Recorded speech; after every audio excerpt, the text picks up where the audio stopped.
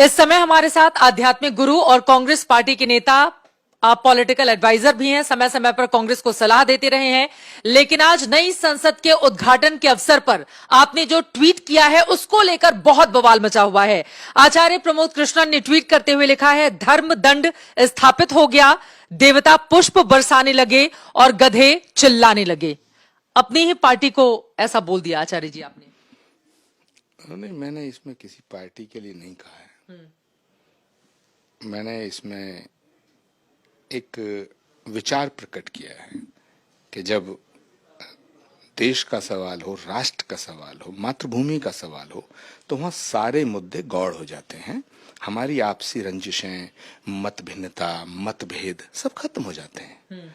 तो आज भारत के स्वाभिमान की, भारत के सम्मान की, भारत के गौरव की खुशी और उत्सव मनाने का दिन है। हमें नई संसद मिली है। आप किसको बोल रहे हैं ये तो क्लैरिफाई करना पड़ेगा ना। गधे चिल्लाने लगे, ये कैसा शब्द है, लोग समझना चाहेंगे, क्योंकि कांग्रेस पार्टी की ओर से भी लगातार निशाना साधा जा रहा है। आरजेडी हो, जेडीयू हो, दूसरे विपक्षी दल जिन्होंने बायकॉट किया है वो सवाल खड़े कर रहे हैं। किसकी ओर इशारा है? चित्रा जी, ये बताइए, ये भारत ऐसा देश है, इसकी परंपराएं, इसके ट्रेडिशन, इसकी रवायतें क्या हैं, संस्कृति, संस्कार और हमारी सभ्यता क्या है।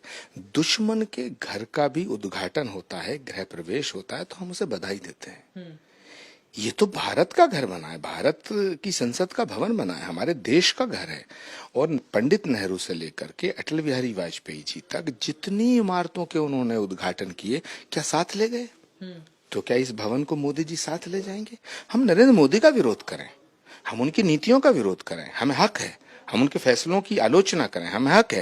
लेकिन देश के नवनिर्मित संसद का बायकॉट करना देश की जनता को बुरा लग रहा है। तो जो जन भावनाओं को आहत करने वाला फैसला जिसने लिया है, उन्हें मैं क्या कहूं। और कांग्रेस पार्टी के नेताओं ने आपसे सलाह नहीं ली थी, आप तो पॉलिटिकल एडवाइजर हैं। देखिए, अब ये एक बड़ा विचित्र और गंभीर सवाल है। किसकी सलाह कौन लेता है, किसकी सलाह से चलता है, ये हमारी पार्टी का आंतरिक मामला है। इसे अगर मैं सार्वजनिक करूंगा तो मुझे लगता है कि मैं उस मर्यादा का उल्लंघन करूंगा। आचार्य जी, लेकिन ट्वीट करके तो आपने, अब कांग्रेस पार्टी के तमाम लोग पूछेंगे ना कि आचार्य जी ऐसे ट्वीट क्यों करते हैं। बहुत सारे लोग आपसे नाराजगी भी जाहिर करेंगे, क्योंकि चिल्लाने वाली जो फहरिस्त है उसमें तो वो 21 दल शामिल है ना, जो लगातार मोदी सरकार पर हमलावर है। इसको लेकर ये मेरे ट्वीट को आप कैसे लें, ये आपका अपना विषय है। जैसे संसद का उद्घाटन हो रहा, कोई उसे ताबूत बता रहा है, कोई उसे कलंक बता रहा है।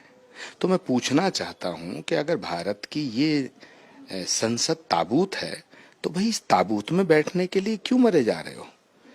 क्या 2024 का जो चुनाव होगा तो जनता के बीच जाकर के कहोगे कि हमें ताबूत में बैठने का वोट दे दो? ये कैसी भाषा है भारत की संसद के लिए? ये तो शुभ दिन है ना, मंगल गाओ, खुशी मनाओ, ढोल बजाओ, भारत की संस्कृति का उत्सव मनाओ। लॉर्ड इरविन के बनाए हुए संसद भवन को लोकतंत्र का मंदिर कहते थे, तो ये क्या है? लोकतंत्र की चिता बताओगे इसे ताबूत बताओगे? तो मैं इन सब इस तरह के नेताओं को मैं कहना चाहता हूं कि अभी भी वक्त है। ऐसा ना हो कि देश की जनता तुम्हें इस संसद भवन में जाने लायक छोड़े ही नहीं। आप आरजेडी और जेडीयू पर निशाना साध रहे हैं, ऐसा कह के उन लोगों की ओर से ये बयान सामने आया है। राहुल गांधी ने भी प्रधानमंत्री नरेंद्र मोदी पर टिप्पणी की है कि वो इस गलतफहमी में नहीं रहे कि उनका राज्याभिषेक हो गया है। उनके इस बयान को कैसे देख रहे हैं? देखिए, राहुल गांधी जी एक बहुत ही महान तपस्वी हैं।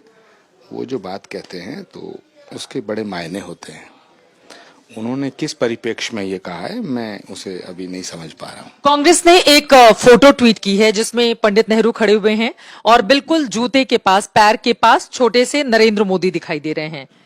और फिर उसमें लिखा गया है कि एक दो लाइनों में अपनी बात कही गई है। तो आपको लग रहा है कि इस तरह की तस्वीरों के जरिए मैसेज देने की कोशिश की जानी चाहिए, क्योंकि 2 बार के वो चुने हुए प्रधानमंत्री हैं नरेंद्र मोदी। देखिए, पंडित जवाहरलाल नेहरू को आधुनिक भारत का निर्माता कहा जाता है। उनका सम्मान होना चाहिए, उनका कद बहुत बड़ा है। लेकिन इसका मतलब ये नहीं है कि भारत के चुने हुए प्रधानमंत्री का अपमान किया जाए। तो यदि कोई देश के वर्तमान प्रधानमंत्री का अपमान करता है तो उचित नहीं है, ये देश को बुरा लगता है। आचार्य जी, मुझे आपकी बातों से ऐसा क्यों लग रहा है, थोड़ा जो दर्शक सुन रहे होंगे, कि आचार्य जी बीजेपी वाली भाषा बोल रहे हैं। सब कुछ ठीक चल रहा है आपका कांग्रेस में, या लग रहा है कि 24 के पहले आचार्य जी इधर उधर शिफ्ट होने वाले हैं? चित्रा जी, परिवार जो होता है वो एक व्यक्ति से बड़ा होता है और पार्टी परिवार से बड़ी होती है और देश पार्टी से बड़ा होता है। जब सवाल देश का है, जब राष्ट्र का है, तो राष्ट्र सर्वोपरि। मातृभूमि पर बलिदान जिन लोगों ने दिया वो हंस रहे, वो रो रहे होंगे।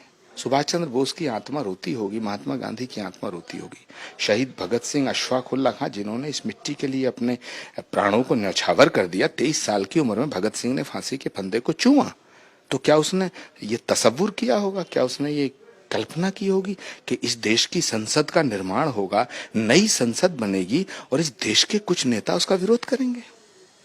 सेंगोल को लेकर भी विरोध किया जा रहा है। दक्षिण भारत से जिस तरह से यहाँ पर संत महात्मा आए, उन्होंने वैदिक मंत्रोच्चार के साथ सेंगोल की स्थापना की। स्वामी प्रसाद मौर्य समाजवादी पार्टी के नेता हैं, उनकी ओर से कहा जा रहा है कि दक्षिण भारत के ब्राह्मणों को बुलाकर और यहाँ पर बाकी लोगों का अपमान करने की कोशिश कर रही है बीजेपी।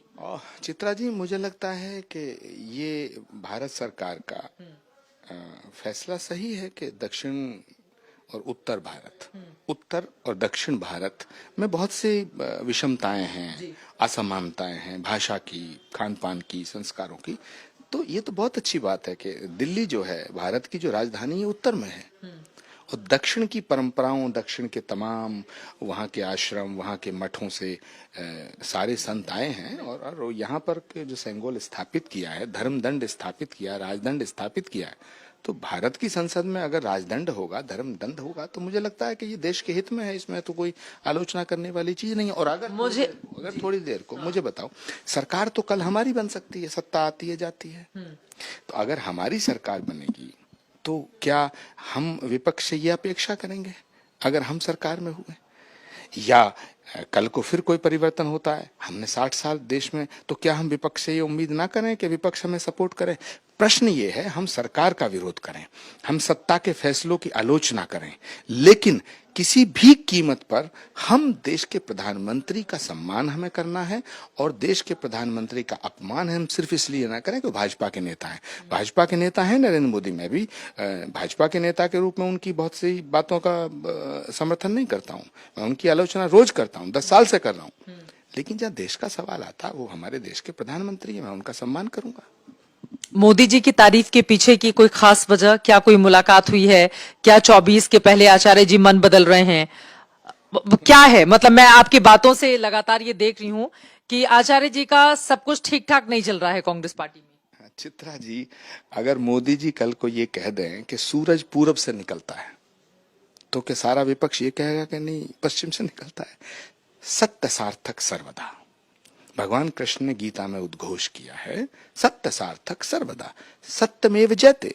ये दोनों सूत्र को आत्मसात करना पड़ेगा। अगर भारत की राजनीति में, भारत के जनमानस पे आप असर डालना चाहते हैं, उनको प्रभावित करना चाहते हैं, तो फिर भारत की जनता के दिलों को जीतो। नरेंद्र मोदी को गाली देना कांग्रेस थोड़ी है, नरेंद्र मोदी को गाली देना विपक्ष थोड़ी है। क्या विपक्ष का काम सिर्फ ये रह गया कि नरेंद्र मोदी कोई फैसला नहीं उसका विरोध करें?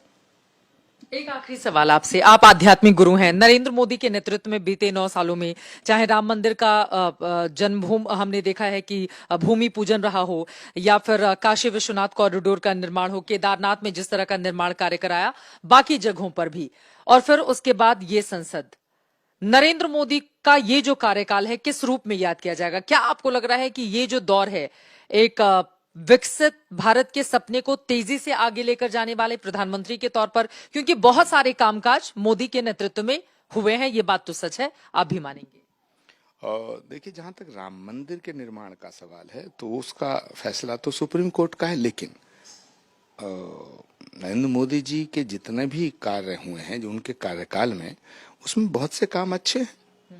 370 हटाने का फैसला राष्ट्र के हित में अच्छा था। हम कांग्रेस पार्टी में रहते हुए हमने, कुछ लोगों ने उसका समर्थन किया, लेकिन कुछ लोगों ने उसका समर्थन नहीं किया।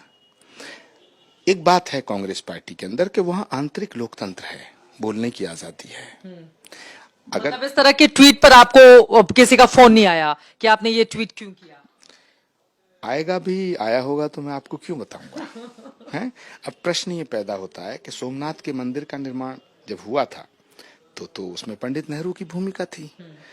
तो भारत की धरोहर, भारत की संस्कृति और सभ्यता को संजो कर रखना, ये तो हर प्रधानमंत्री का दायित्व है। किस रूप में याद किया जाएगा इस दौर के नरेंद्र मोदी को? आखिरी सवाल, 2 लाइन में।